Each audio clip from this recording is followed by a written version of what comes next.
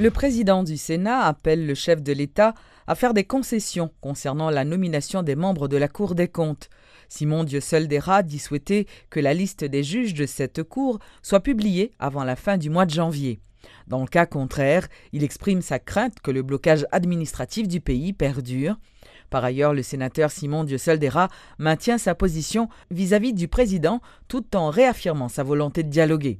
Selon lui, le chef de l'État doit organiser des élections ou quitter le pouvoir. C'est une obligation. Disons, ça fait partie des prérogatives du Sénat de la République d'élire ses juges à la Cour de cassation. Maintenant, ce qui a été fait. Donc, la présidence est utilisée comme courroie de transmission, c'est-à-dire pour transmettre les noms de ces juges au journal officiel. C'est juste pour des formalités administratives et que ces juges puissent être émargés du budget national. C'est rien de plus. Donc, ce n'est pas une question que le président a un droit de veto ou le président a un droit d'objection sur cet aspect-là. Le président n'a aucun droit d'objection sur cette affaire-là. Donc, le président... Oui, mais il doit aussi veiller au bon fonctionnement des institutions. Certainement. Et à chaque fois à chaque fois que ce mot vient sur la table, c'est que le président doit veiller au bon fonctionnement des institutions. Ça me rappelle maintenant l'article 136 de la Constitution. Il dit effectivement que le président doit veiller au bon fonctionnement des institutions. Et c'est pour ça que je questionne et j'interroge. Est-ce que le président était en train de dormir? Que les élections pour les maires, ça fait déjà 4 ans. Que les élections pour renouveler le tiers du Sénat, ça fait 2 ans, 7 mois et 27 jours d'attente. Donc ça, ce n'est pas veiller au bon fonctionnement des institutions. Le président doit réaliser des élections, organiser des élections. L'agenda constitutionnel n'a pas été respecté. Le président doit faire un choix. Délivrer la mission, suivant la mission qui lui a été confiée, ou désister parce qu'il est fatigué. Je le dis et je le maintiens. Alors, c'est juste pour rappeler au président qu'il doit profiter de cette année pour faire le maximum d'efforts. Le maximum d'efforts pour donner le maximum de satisfaction aux desiderata de la population, rétablir la confiance entre lui, entre sa présidence et les partis politiques, rétablir la confiance entre la société et son gouvernement, rétablir la confiance entre le Parlement et son gouvernement. Ça, ce sont des défis à relever, que le président doit relever. Le sénateur Deyrat Simon Dieusseul a obtenu un 2e mandat en tant que président du Grand Corps. Proche du parti La Famille Lavalas, il avait, au cours de ces derniers mois, lancé de violentes critiques contre le président Michel Martelly, qu'il dit considérer comme un apprenti dictateur. Élu dans le centre, le sénateur Deyrat avait été en première ligne de la lutte pour empêcher l'application de la loi électorale prévoyant le départ des 10 sénateurs élus en 2008. Lui-même élu en 2008, il avait insisté à plusieurs reprises sur la nécessité de respecter les prescrits constitutionnels. Ces prises de position lui avaient garanti le support des élus de 2008 ainsi que des sénateurs de l'opposition. La résolution proposant le maintien en poste du sénateur Deyrat a été votée par 14 sénateurs sur 18. Le leader de la minorité supportant le gouvernement, Wenceslas Lambert, a avoué n'avoir pas présenté sa candidature car il n'avait aucune chance. Moïse Jean-Charles, opposant farouche au président Martelly, met en garde contre tout accord entre le bureau du Grand Corps et la présidence. Les autres membres du bureau ont également été reconduits. Andriss Richet, vice-président, Steven Benoît, premier secrétaire, John Joel Joseph, 2e secrétaire, et Carlos Lebon, questeur. Notons que le député Jacques Stevenson Timoléon a été élu président de la Chambre basse par acclamation en raison de l'absence répétée de son collègue Jean Tolbert Alexis. 3 jours après l'incendie qui, samedi dernier, a ravagé le camp situé à proximité de l'ancienne aviation militaire de Port-au-Prince, nommé des Yéjoges, le sinistre a causé la mort de 4 personnes. Le bilan est pourtant lourd, 4 personnes tuées, dont 2 fillettes âgées de 3 et 4 ans, 30 autres personnes sont grièvement brûlées, dont 4 enfants et 250 familles sont à la rue. Les victimes, qui ont vu leurs tentes et effets personnels consumés par les flammes, vivaient dans ce camp depuis le tremblement de terre du 12 janvier 2010. L'enquête policière peine à déterminer l'origine du sinistre, même si l'éventualité d'un acte criminel n'a pas été écartée.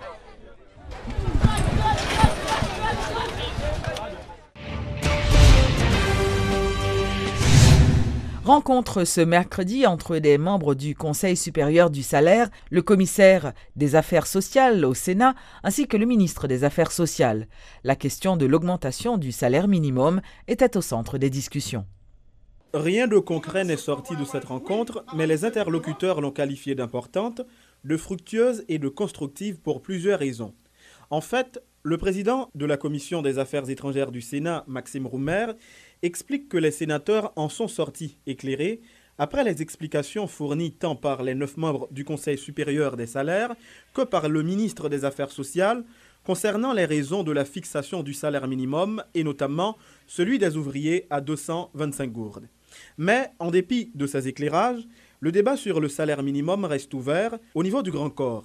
D'ailleurs, des réunions avec les syndicats et le secteur patronal sont envisagées. Si c'est la lycée où les représentants syndicats ou représentants patronaux et l'État, mais elle pas retirer place dans la vie économique réelle de ouvriers, de patronats ou de syndicats ouvriers, de syndicats patronaux. Son bataille qui a continué, c'est un effort qui a continué pour essayer d'avancer.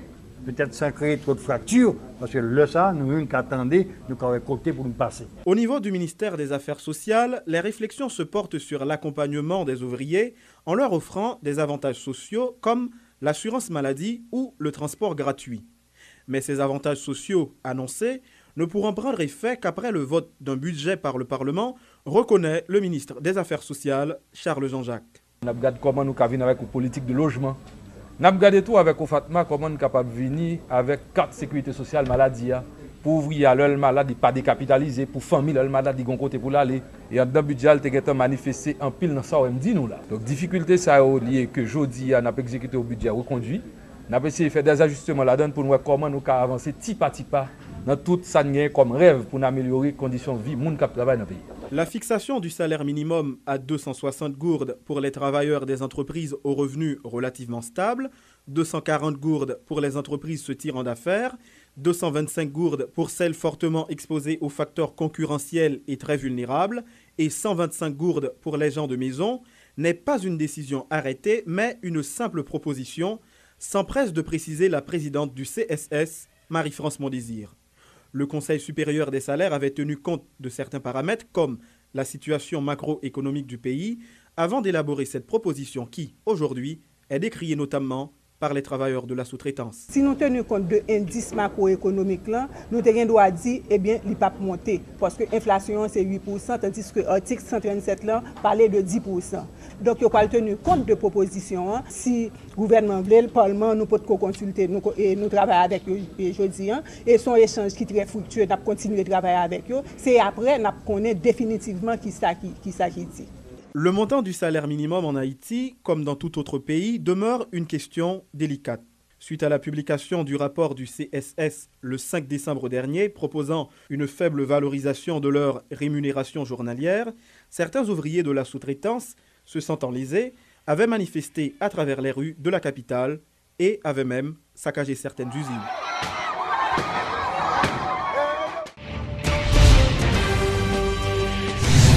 Le gouvernement a importé près de 10 000 tonnes d'engrais afin de faire face à une rareté sur le marché haïtien.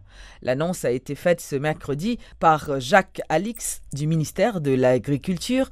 Une bonne partie de ces fertilisants sont destinés au département de l'Artibonite. Le prix engrais est arrivé dans 2000-2500 gouttes.